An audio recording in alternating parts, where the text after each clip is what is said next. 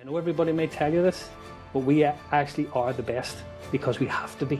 We spend 90 minutes every 2 weeks working with all of our therapists to make sure we've got all the latest evidence, we've got our manual therapy spot on, but not only that, the interpersonal skills. How are you selling yourself? How are you talking to the patient? Don't be a laptop PT, be with the patient.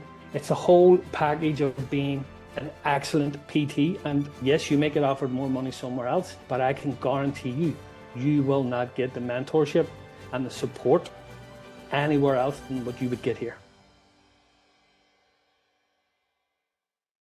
All right, guys, welcome to today's Levels podcast. Today, joining me, it's one of our good friends here, John McGee. He's got an awesome operation down in Florida. And John, when you start to hear him talk, he's got a little bit of an accent. So I'm going to have him walk through what that accent is and where he comes from, which is pretty cool.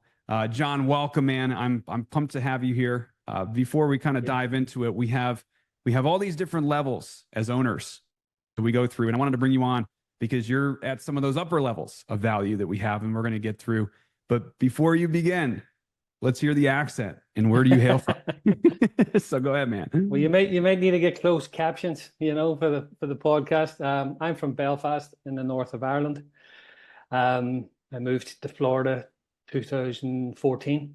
Let's go. I had a cash-based business in Belfast and sold it because I got sick and tired of the weather. I wanted to move to the Sunshine State, so I packed up, me and my wife and kids, and we moved to Florida. Awesome. So you started your clinic right after you graduated over in Ireland, and then grew that thing, and then you said you got sick and tired. But did you get sick and tired, or did you get bored? I got bored. Okay. Yeah, sick and tired is a phrase that Irish people say for bored. I just got bored. I built it up. I got out of treating. I was only 34. I was bored. I just went, you know what? Time for a new challenge. And moving to Florida certainly delivered that challenge because I didn't know anything about the US healthcare system, Medicare, insurances, nothing. Because where I come from, it's all cash based. It's cash, 97% cash, a little bit of insurance. Over in Ireland. Awesome. Yeah. Yeah, UK is the same. So much easier. It really is.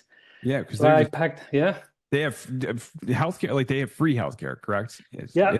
So it's hard to get in because everybody's giving away for free. So sometimes the cash option is you could come in quicker if you pay cash. Is that kind of the angle there in the UK, Ireland? Yeah. Well, you go to the doctor and they say, or you just want to go to physiotherapy yourself, you can get it through the government. Depending on where you live, it could take up to 6 weeks, 8 weeks. But a lot of people don't want to wait. They're like, I've got a sore knee, I've got a sore shoulder. I want to see a physio tomorrow. So there's a huge demand for physiotherapists over there, and that's what I did. Straight out of school, because there was no jobs. There was actually no physiotherapy jobs because the government wanted to get that wait list down from 8 weeks to 2 weeks. Okay. So they let all the schools take in double the intake that they normally do across the UK and Ireland, which resulted in not enough money to pay these guys. So when I was graduating in 2007, there was no jobs. So, but I seen it coming. So what I did through university, I would go and visit private practice physiotherapists and pretend I had a sore shoulder or a sore knee just to see what they were doing. And could I do it straight out of school because I was getting married and I just bought a house. So yeah. So it was either that or be unemployed. So when I graduated, I opened my own practice against everyone's advice. Go behind enemy lines and see what they're doing. That's what I was doing. I visited the top 5 physios in the country, and I was like, okay, I think I can do this. Awesome, well, I have to do this. Well, and you did. So you started in Ireland, and you grew that to 5 providers. And we were joking, sick and tired or bored or sick and tired of being sick and tired. And then eventually you're just like, hey, this thing kind of runs itself. So all good business owners let's blow it up and just go make another business and complicate it. That's how that works. So exactly what I did. Yeah. So you packed up the family, came over to the US, and then I think we're in about 2014, we started, West Chase. Now, did you start it from scratch, or did you buy out a clinic, or what did that look like? Yeah, I bought out a clinic. It started 2007, and I purchased it. It was one location, one PT, one PTA, and a front desk lady, and and that was it. Oh, so it started up, but it was like not a big operation, but it maybe like 80 visits, 100 visits a week kind of thing. Yeah, but 85 visits a week. Yeah. Okay, so that was back in 2014. So which is great because you're at least before COVID. So we had a nice 5 to 6 year ramp up period, and you grew to multiple clinics in the first couple of years, or did we just do like one big location, or what did you end up doing over that 5-year span? Well, when I bought it, it was like 1,500 square feet. Like I said, it was quite small. I couldn't treat patients at the time because when you move countries, you have to take the national board exam. And then America also said, actually, we want you to do 30 college credits as well. So when I arrived, I had to do all these exams and then take the NPTE. So I couldn't even treat. So I was like freaking out because there was only 2 providers and I wanted to get in there and do my thing and I couldn't. So it was quite small. And then eventually I got licensed and then I started treating. And then we opened the second location about 2 years after that, where I learned a lot of lessons. It was quite small, like 1,200 square feet, 1 provider, 1 front desk, and it was doing great. He was a great guy, great PT. We were super busy, but then he left. He handed in his resignation. Yeah. Okay, so 2 locations. He's the only provider. You're treating a good amount in the first location. He left. So he gave me 4 weeks notice. He had to leave for family reasons, and I was like, okay. I tried to replace him. It was really difficult to get therapists at that time, so I couldn't get a PT in time, so I just closed it down. And I swore to myself I would never ever open a clinic and leave it as vulnerable as that again. So my strategy changed to the 1 location we had. We wanted to just grow it as big as we could.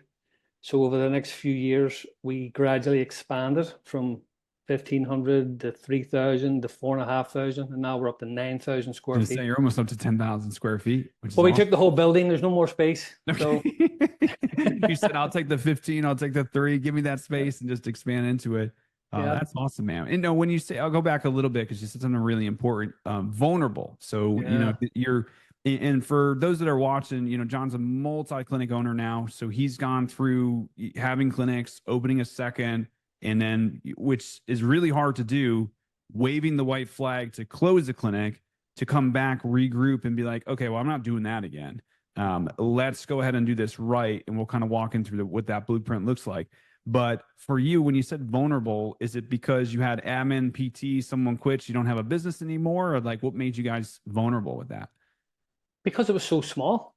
There was only 1 PT. It was only 1,200 square feet. So, I mean, what are you looking? 120 visits a week max. Just break it even. Yeah. So that's 2 providers. You're probably going to make 25 grand a year if you're lucky. If somebody's out sick, somebody's got PTO, there's nobody to go. Yeah. Exactly. So I changed. I went, I don't want a clinic that small ever again. The smallest I'll do is 3,000 square feet. I want 5 providers. So somebody's off sick or PTO, and all the phone calls will go to 1 location. A little central admin. Because that was the thing. Like, PTs are very professional. Rarely do they call out sick, but front desk, unfortunately, a lot of the time. Yeah. Well, rehab aides in Florida. Yeah, it's like, we get our text that just, they either call out sick or they're just like, hey, just want to let you know I'm not coming in today ever. Yeah. So you're like, what? So interesting. So for you, and we walk through owners. We mention all the time, like, we have 6 commandments we kind of talk about for like opening clinics, and it's always like, owner out of treatment, and you've been out of treatment for a while now, which is great. Now you might treat if you absolutely need to, like someone pins you down, but no, you're out. Okay, cool. 6 years I've been out. There you go. Congratulations. And then we have leadership team in place. So we'll talk about that in a little bit. Then we max out, we get oversubscribed. That's kind of 3 and 4. So it's like, there's no reason to open up more and more and more when we have space that we could kind of fill up. And then we want to max out, get oversubscribed, so you could take that oversubscription into some of your other clinics that you have, if you can. Sometimes they're further away than we want them to be, but sometimes they're close, and you could take that oversubscription. Hiring, and then reserve. So if you can't hire people and you can't promote people, then you probably shouldn't open a clinic because there's no one to treat in it. And then the last one is you should probably have some money to do your build out costs and stuff like that. So for you, John, now that you went from like the 1 location, we'll kind of get into more of the tactical stuff here in a second, but like, you had one location and then you went to two, you came back to one, and you had the one location, at least to my knowledge, up until about 2021, two-ish. And then you just randomly made the decision to then be like, hey, like I need to create a vision that's so big, like these people could fit their careers inside of it. Yeah. And, I remember talking to one day and you're just like, I think you saw someone sell and then you came back and you're like, what do they sell for? and we talked about it. You're like, okay, I'm going to open up X amount of clinics in X amount of years. I didn't necessarily laugh, but I was, because I know you and I'm just like, whenever you say you're going to do something, you do it. But at the same time, I was just like, okay, I hear a lot of owners say they're going to do things. And then all of a sudden, like, hey man, I just want to let you know I'm opening this location. Hey man, I just want to let you know I'm opening this one. What do you think of this place? Hey man, what do you think about this? And all of a sudden you have 5 locations in like 2 years. So walk owners through, like, how do you go from just one location over, an extended period of time to then just making a decision. And now here you are with 5 locations in less than like 24 months. Yeah. Well, for me, it was buying myself time because I was new to the US, right? So I had a lot to learn. Yeah, I did well in Ireland, but the US is a different ballgame, with the health insurance and the way the physicians are the gatekeepers, and it's just a lot of red tape over here to try and do what we do. So I had to buy myself time to learn. So I did a lot of courses. That's how I met you. I did a lot of courses with a lot of the gurus, and I learned a lot. And then I had to get myself in order first. So once I felt comfortable, and then we started hiring all these PTs, it became apparent to me that we had a few superstars within the PT group. And I knew if I don't open more clinics, I'm going to lose these people because I would leave. I'm ambitious. I'm entrepreneurial. So I identified, right, in order to keep these people, let's open more locations. So I would keep a close eye on certain people, track their metrics, see how their attitude is, because it's all about the attitude for me. I don't care about mistakes or anything like that. I just care about the attitude. I don't want to be working with babies. I don't want to be working with spoiled people. I want to work with people I like and good people that we're all on the same page. So I had to open more clinics basically to keep these people happy. So I did. I had one guy who was great. I said, right, I'm going to open a clinic. I think you can do it. I would train him up. I would open the clinic.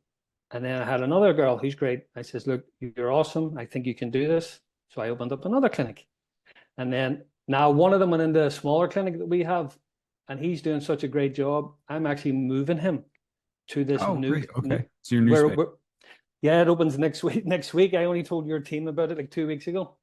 So you don't have to tell us where. You don't have to give away the goods yet, because you'll surprise your competitors if they're listening to this thing. It opens in 2 weeks. So I'm moving him too, so maybe a little delay with that.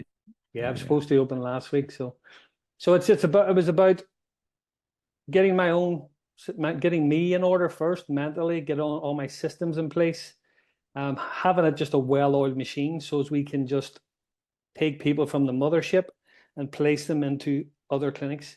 So then that keeps them happy. They're making more money. They're fulfilling their ambition of running a clinic, being a manager, interviewing, hiring, firing, all that stuff. So it was really, I had to do it. That's awesome. Well, and so, when you look at the business growth curve, like, the actual like growth over time, and it kind of has the humps to it. It's kind of like the first hump, and then you start to realize that, like, if you hit your max, if you're not growing, you're dying. And for you started to max out. And I love what you call it. You're like the mothership. So your main first location is like, we got the mothership that starts to get maxed out. And then you start to look around like, I'm starting to lose some of my, not just B, C's, and D players, but I'm starting to get A players that are just like, what's next? Yeah. Like, I'm here. Yeah. Like, what do I do? Like, what I need to be challenged. Well, think about it. I always reverse the situation. If you have a superstar in your midst, a great PT, great personality, entrepreneurial, great seller, great converter, they're not going to hang around forever. They need to grow. So that's why I'm saying I had to do it, because I want to do it with the right people. That's why when you asked me earlier on how many clinics are you going to open, I'm like, it depends on how many good people that How we many get. good people I want to grow with. Yeah. That's Yeah, awesome. because you don't want to be growing with, dragging people, kicking and screaming. I mean, House of Cards. life's too short for that, man. I've Yeah. got 3 kids as it is. I don't need any more.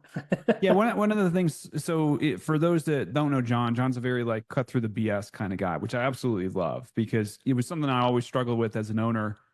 Kind of dancing around stuff and maybe having a little bit difficult time with hard conversations with my team. And then John doesn't know this, but I look up to him so much because like in one of our buddies, Brandon Hepner, he's got a clinic Yeah. in Utah.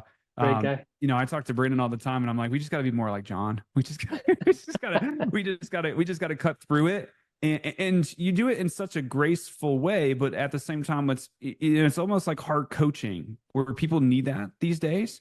Yeah, And they do. because I do feel like a lot of people are like, they come in, they're a little entitled, they have all these things, and they really haven't earned anything to get that.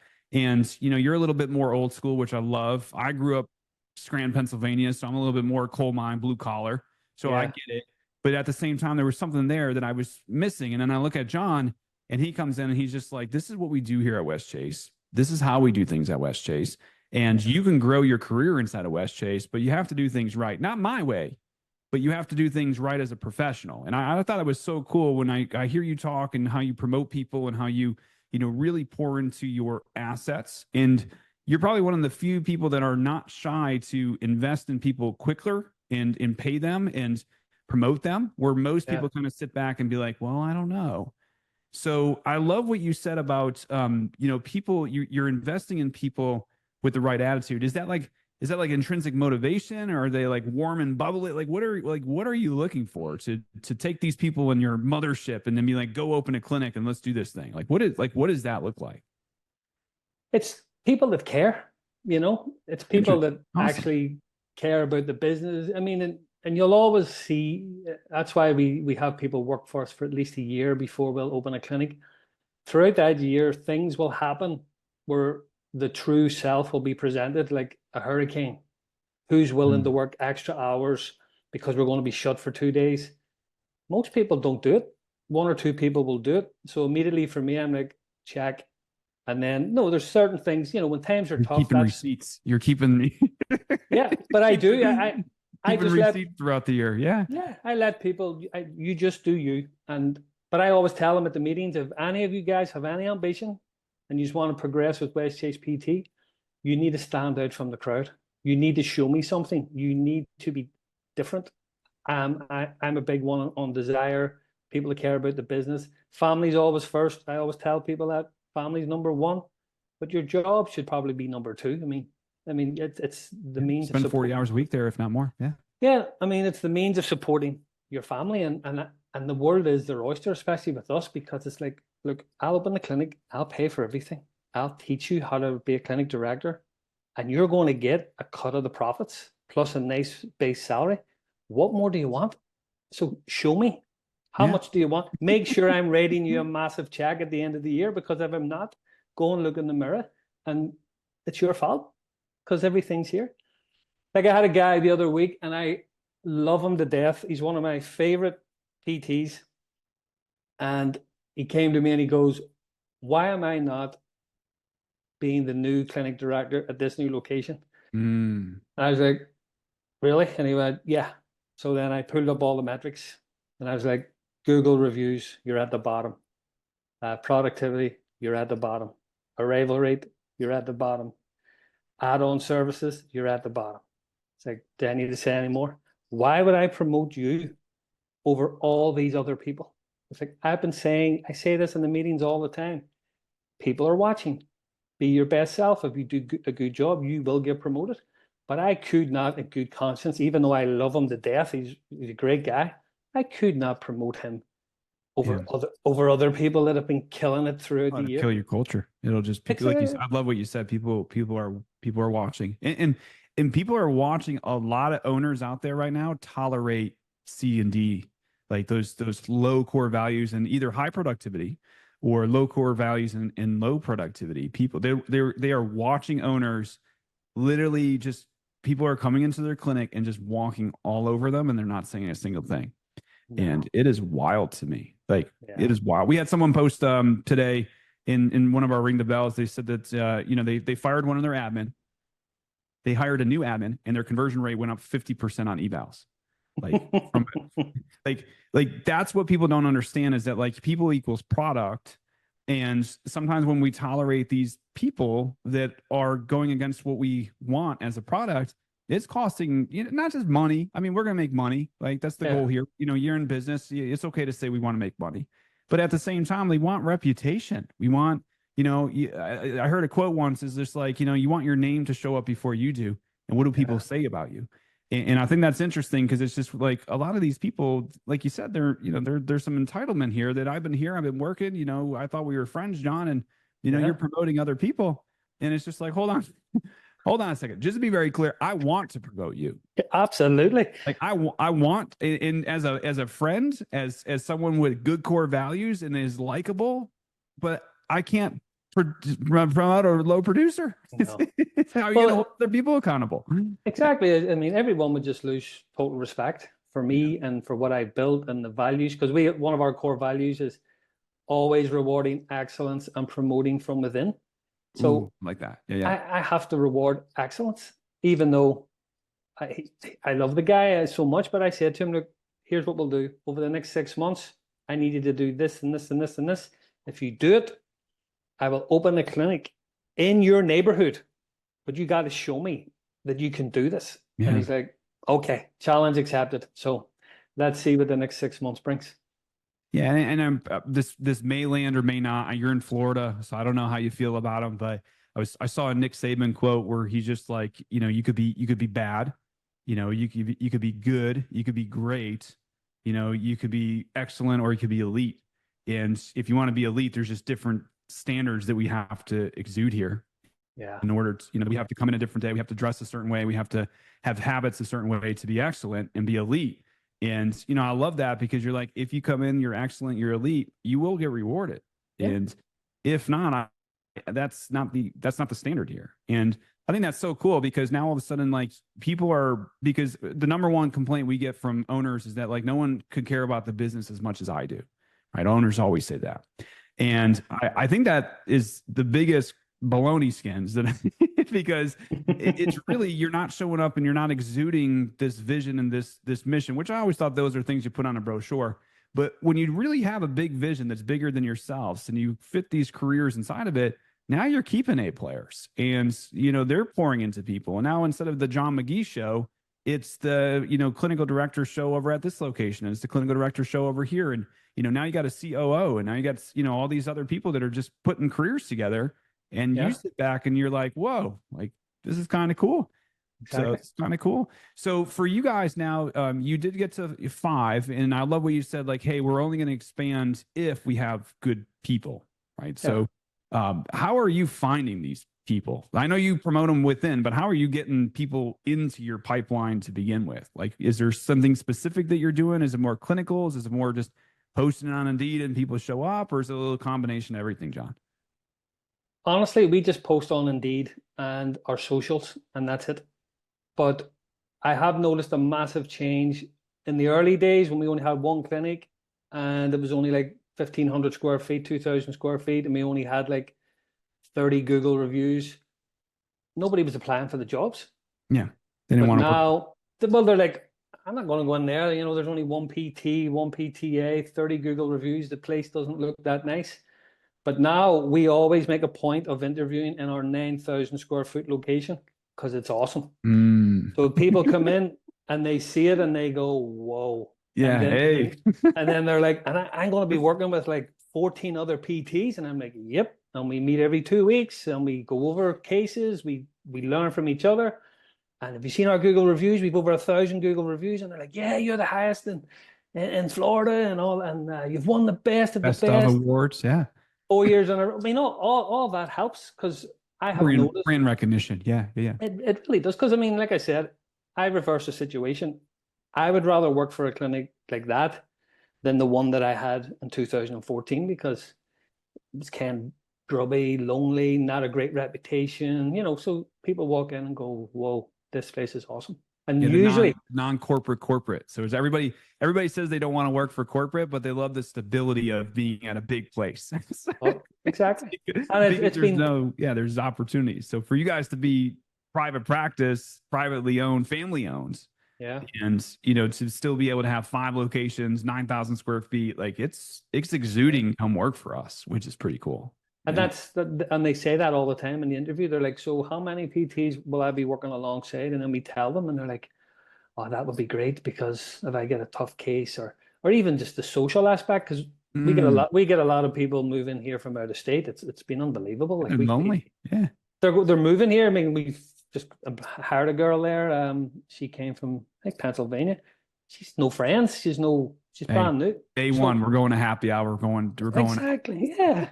I'm everybody. Irish. I'll take a drink, Yeah, we'll go get some Guinness and we'll go head up get a pint at the pub. Yeah. So all of a sudden they now have 15 friends. So it's awesome, man. A little bit of everything. But what I have noticed that we're really good at is selling ourselves in the interview. I've actually helped a few other owners, like with their interview techniques and stuff. And you really have to sell yourself. I mean, I just reverse it. I think they're interviewing me.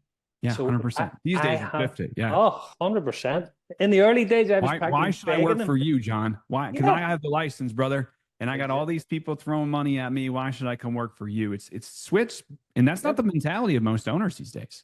No, most owners are like, why should I hire you? Walk me through, you little peasant new grad. It's like, whoa, hold on a second. It's just like these people coming out of school, they have confidence and they're sitting there and they're like, I have a license and I want 100K and I got a license. Tell me why I should come work for you.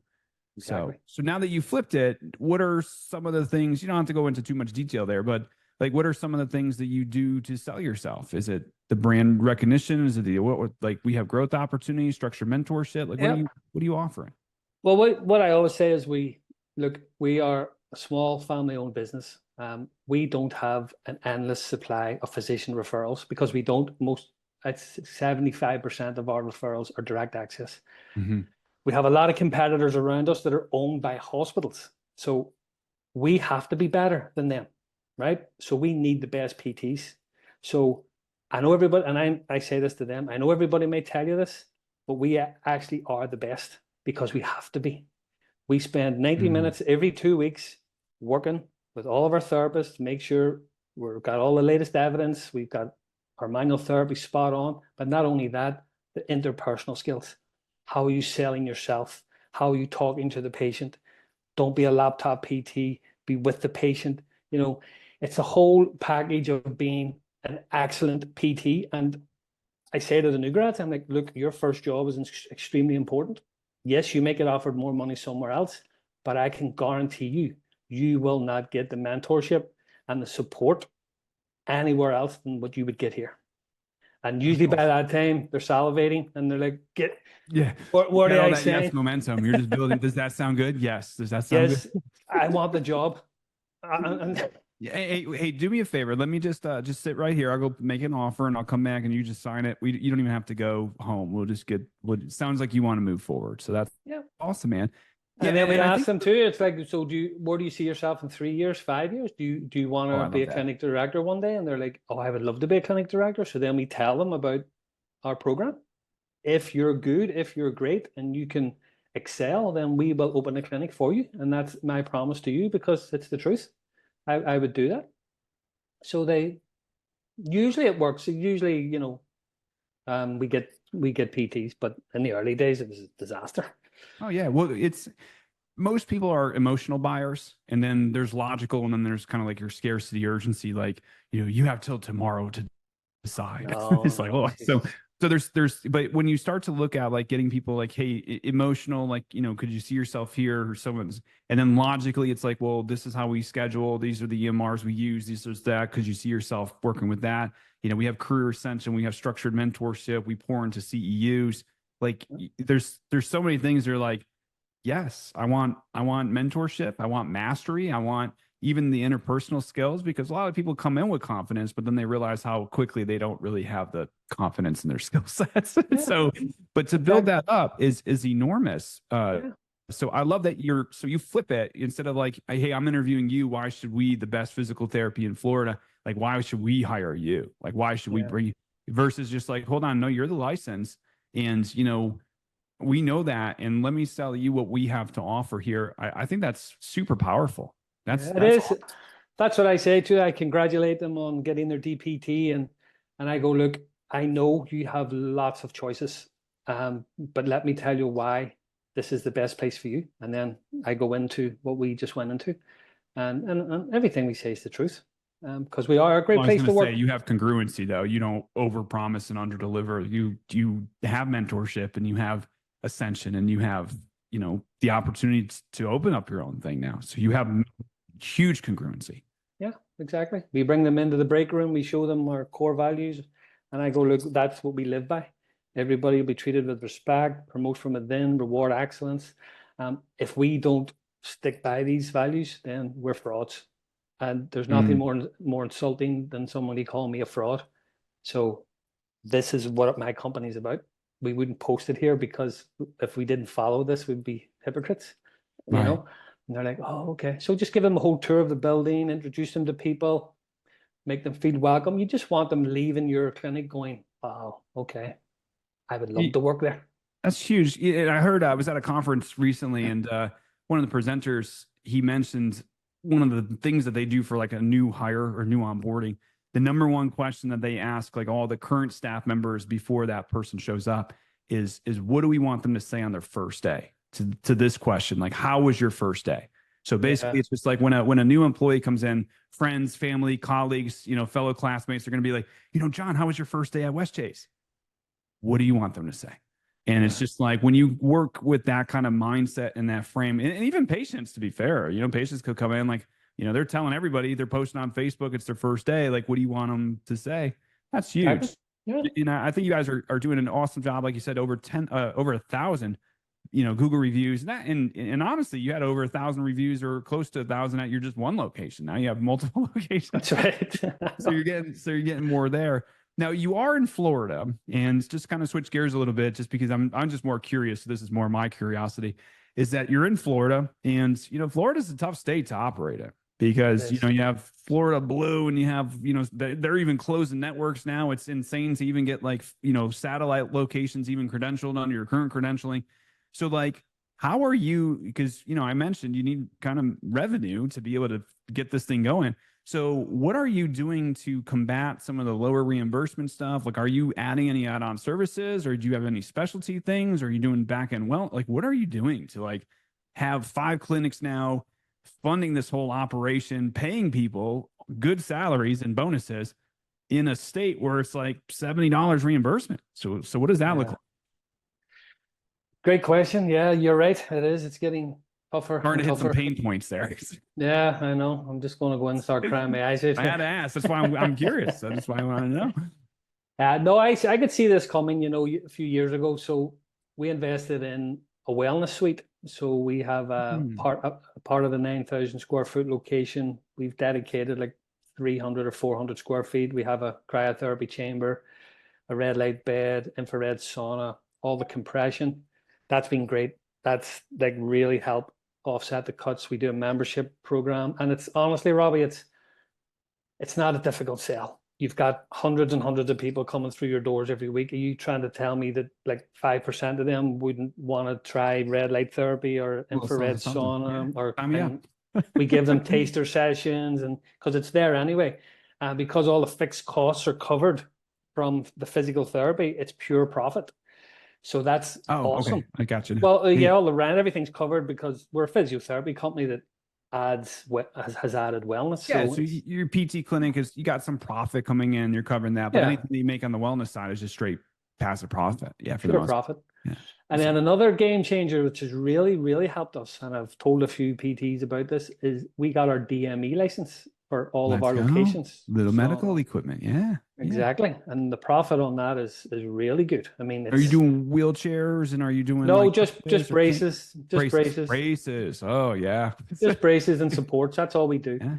But the profit margin on those things, I mean, there's more profit on selling a back brace through Medicare than doing an entire plan of care. with physical therapy. Wow. No, it's unbelievable. It's actually disgusting. I'm like, what? Like, That's okay, why weren't we doing this years ago? Life.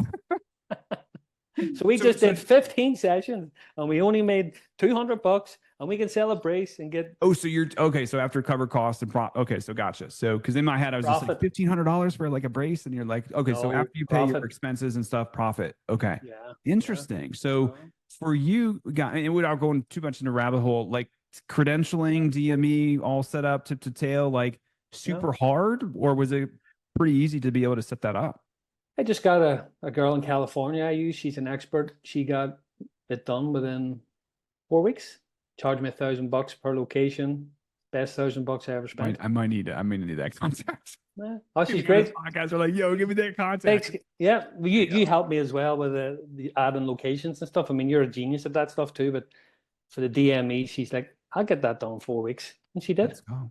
And during COVID, actually, they waived a lot of the requirements of fingerprinting and FBI checks and all that. So it was done in like 2 weeks, to be honest. So we do the wellness, we do DME, we do great with dry needling, really, really good. In fact, we're at a point now where the next PT we hire has to be dry needle certified because we have a waiting. We're seeing that more and more. Oh man, you have to. We're getting killed. Our guys are complaining, like everybody wants dry needling. And then we have the neuropathy program. I've talked to you about that before. We do a lot of peripheral neuropathy. And you do the units too, like anodyne units and stuff. Well, you might have a different unit that you're selling now, but yeah, we use anodyne. We do we don't charge them any extra. We do this PT through insurance, and then they buy the unit and they take it home and they use it twice a day, and it really helps. So there's that. So, and then most of those patients are usually Medicare age or unfortunately overweight because they have diabetes or whatever it may be. So they're coming for a long time because once you help them with the neuropathy, then they've got a sore knee or a sore hip, or so the lifetime value on those patients. I would much rather have those type of patients versus an athlete who sprained his ankle. Gotcha. That makes sense. You might not see him again for 2-3 years. So, that's something that was explained to me many years ago. If you're going to specialize in something, it's a good thing that it's going to be profitable as well. I mean, like maybe, and not trying to squeeze visits out of people, but maybe a little longer length of stays, But you're not going to. Don't do vertigo. Maybe you want to do like more neurological conditions. Yeah, well, they take more visits, It's just don't do a grade 0 ankle sprain. Maybe do, post-surgical repair or something. No, I like that. Well, and to be very clear too, for the listeners, it's just like John's mentioning a lot of stuff that's add-on services. So it's add-on pricing versus we see a ton of people that are like, let's get an Ultra G, and then they just charge people like gait training and neuro, and I'm like, you spend all this money on a thing, but you're just building codes. Like, it's like, are you really making any more money? Or they're getting the VR headsets to do like neuro balance stuff, or you're just building codes. But for you, you're building the codes, and then you're also saying like, hey, we could do, dry needling, laser. You could do added neurology or neuropathy package, or you could add DME equipment. So these are all add-on stuff, which is awesome. Okay, so I was curious. I'm like, how are we? I'm trying to do the math in my head. I'm like, how are we doing this? So there you go. So you're adding a lot of that stuff, and the way that John has it set up, because he's at 4 or 5 providers per location, he's hitting that sweet spot of like, okay, we have fixed expenses covered. We're just adding variable expenses every time we add a PT or admin. And then, all these other add-on services are just straight profit now. So, and now, John, just kind of looking towards the end of the podcast here, I wanted to cover 2 things. Do you feel like now, because you have, 1 turn to 2 and 2 turns 3, do you feel like the velocity is picking up? Like, you feel like things are going quicker for you than it was when you first started, now that you have more people helping here? Or do you, because, the whole analogy is like money loves speed. So it does seem like things are picking up. Now, I know that that's at the discretion of where you want to take it and if you have the right people to grow further. But do you feel like things are just moving quicker now that you have 3 to 4, 4 to 5, or walk us through that? Absolutely. Well, it's like anything, the first one's always the hardest. So now you've got the game plan, you've got the systems all laid out. And the beautiful thing is, because we're promoting from within, whoever we take from the mothership and put them in the new clinic, They already know all our systems. They already work for us. Because your internal growth. Oh, okay. That Exactly. makes sense. I would never hire someone externally. I would never do that because, again, it's against our core values. Your core value. You could just point to the core value and be like, hey, it's like ours is speed is king, right? So you're just like, hey, to get this done. Like it's one of our core values. Exactly. So if I'm going to promote someone, I promote from within. So they already know all the systems. I have all my contractors. It's just about finding the right location, and then once you find it, awesome, we'll get it done in 4 months, and then we're good to go. Yeah. So let's pick it up. So a lot, and I don't disagree that the first one's the toughest. I think the first one is definitely the longest to get the owner out. But personally, what we do see is that like the second one, because you have to launch without the owner treating. The first one, usually the owner gets in and can kind of get things up and running, and you get the providers, and then you have to wave the white flag and remove yourself as a producer. But that second one, if you're not going to go into treatment, which I highly recommend you open a second, you do not treat, because I've been there, done that. Do not do that. So the second one's kind of like, how do I launch something without me in it as the face? And now all of a sudden you get that blueprint, you could go. So now that you have 5 locations, the big operation, like you have to have, like, do you have a COO now, or do you have like, because, you typically go producer to unifier, and then you start hiring your office manager, clinical directors. Then we got to go into communicator role, which, you have to do networking and, meeting physicians and possibly getting a physician liaison or some sort. And then you get to the point where you got to open these things up, and then someone needs to run the ones that you opened. So do you have that person yet, or what does that look like for you? Yeah, I do. Once again, we promoted from within. So we had a clinic director who joined us about 4 years ago, and she was outstanding. Well, actually, she was the PT first of all with us, and then she did a great job as a PT. So I promoted her clinic director. She did a great job as clinic director, and she gets it. She just gets the company. She cares about the company. She's got a great attitude. I don't have to ask her to do anything. She just does it because she cares. So I promoted her to COO. So she runs all the day-to-day stuff. She does a great job. I work with her.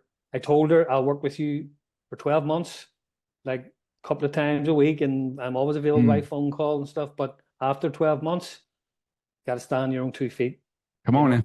I'm not paying you all this money. Come on, John, get her. No, but I mean, why would I pay somebody and then do their job for them? No, it makes sense. It's like, and I'm great at delegation. I mean, I delegate people. I give them the space to do the job because I'm paying them to do the job. I'm not going to pay them and then do their job for them. So makes sense. Yeah. He's been doing fantastic. And then one of my front desk receptionists, she came in 4 years ago. She was awesome. I promoted her to office manager, and now she's director of administration and customer service. So she runs all the administration for all the clinics. And then I had another receptionist who was a superstar also. So I promoted her to director of marketing, marketing and wellness. So everybody's been with the company. You're funneling it up. Yeah, this is awesome. Yeah. So they understand the business, the company, they get it. They care about the place. They do what needs to be done. And once again, with the hurricane there last week, you can just see the people that care and the people that don't. So the people that don't, that's okay, but you're never going to really get anywhere in my business anyway, or in any business. If you just go in and do your 40 hours and don't care, then don't be surprised when you don't get promoted. But that's okay too. I mean, it's okay. I tell them all, do your notes, go home. Just don't ask for a bigger bonus. Exactly. Don't be going knocking on my door. Hey, John, we need to have a conversation here. So no, I love that. And there's an analogy I heard a while ago about comparing people to like an orange. And an orange, when you apply pressure to it, juice comes out, right? So when you mentioned you had the hurricane here and you're putting all this pressure on your people, like what comes out of them when there's that pressure in those situations? And we got to close, we got to extend hours, we got to call people, we got to show up early, we got to stay late, we got to come on the weekends, we got to, hey, whoa, this sounds like work. And then other people are like, tell me where to be, I'll help you, I'll move my kids around, my husband will pick them up, my wife will do this, and I'm at your service. What do we need? We got to get people in, we got to give people help. And I think that's a great way to kind of look at it. Is just I used to work at the VA hospital up in Pittsburgh. And one of the guys I work with there, Alan, we were kind of doing a management track, and he goes, hey, just to be very clear, you do not get bonus or you do not get promoted for doing your job. You get bonused and promoted for doing above and beyond your job. And like you said, John, if you want me to see that you're doing above and beyond your job, you have to stick out on paper with your metrics and your data, but then also other people have to be talking about you. Like, oh my God, John's this, John's that, he's amazing, he's this, he's crushed. Like, your name has to show up before you do, and what are people talking about? And I think that's huge, and that's why you're able to unlock that now. And now it's like this little superpower you have. It's just like, I'm looking to see who my next person is. Right. It doesn't have to be anybody if they don't show up, but at the same time, now we have opportunities here, which is huge, man. Well, before we wrap up for today, we call this the Levels Podcast. So there's owners at all different levels. You're getting into the whole investor probably role, where you can maybe start looking at buying buildings. You could start real estate, residential, whatever that looks like. But what are some advice that you have for maybe people that are on the journey trying to get where you are, John? And just give us some parting words of encouragement before we wrap up for today. I always believe the product is king.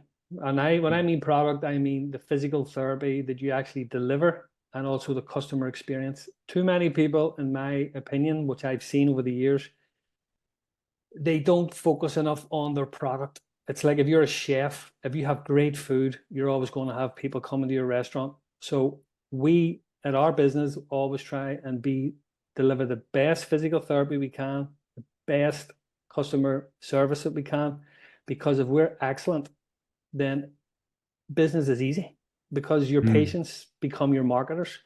And it's always worked for me, because I'm obsessed about the PT experience. Like, if I have a PT and they're doing their notes and they've got their back to their patients, I won't allow that. I'll say in a very nice way, look, do me a favor. Could you turn your laptop around and have your body facing the patient?